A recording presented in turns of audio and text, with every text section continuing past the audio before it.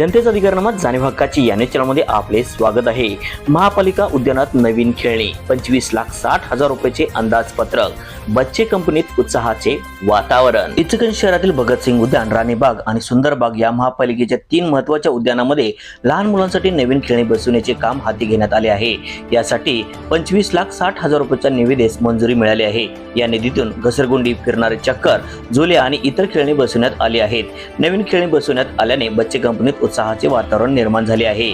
शहरातील भगतसिंग उद्यानासह इतर उद्यानांमधील लहान मुलांच्या खेळण्याची दुरावस्था झाल्यामुळे मुलांना खेळताना अपघात होण्याची शक्यता निर्माण झाली आहे। या पार्श्वभूमीवर शहरातील अनेक संघटनांनी महापालिका प्रशासनाला निवेदन देऊन या खेळण्याची दुरुस्ती किंवा नवीन खेळणी बसवण्यात याची मागणी केली होती। स्थानिक लोकप्रतिनिधींच्या प्रयत्नातून आमदार सतेज पाटील यांनी स्थानिक विकास निधीतून 25 लाख रुपये निधी मंजूर केला होता। त्यानुसार महापालिका प्रशासनाकडून या कामाचे अंदाजपत्रक तयार करण्यात आले होते। त्यामधून स्थानिक मक्तेदाराकडून 25,60,000 रुपये निविदा दाखल करण्यात आली होती।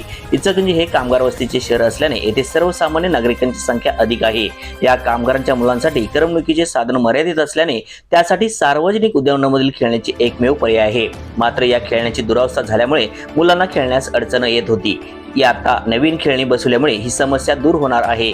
तसेच लहान मुलांच्या आनंदात भर पडणार असून पालकांनाही मुलांसोबत वेळ घालवण्यासाठी उत्तम वातावरण निर्माण होणार आहे। इचलकरंजीमधील प्रमुख उद्यानातील अधिकतर लहान मुलांच्या खेळणी खराब झाली होती। सध्या बसवण्यात येणारी खेळणी उच्च दर्जाची असून आयुक्त ओम प्रकाश दिवटे हे स्वतः लक्ष देत होते। नवीन खेळणी बसवण्यात आल्याने बच्चे कंपनीमध्ये आनंदाचे वातावरण निर्माण झाले आहे। न्यूज चॅनल प्रतिनिधी श्री सचिन खोंद्रेसह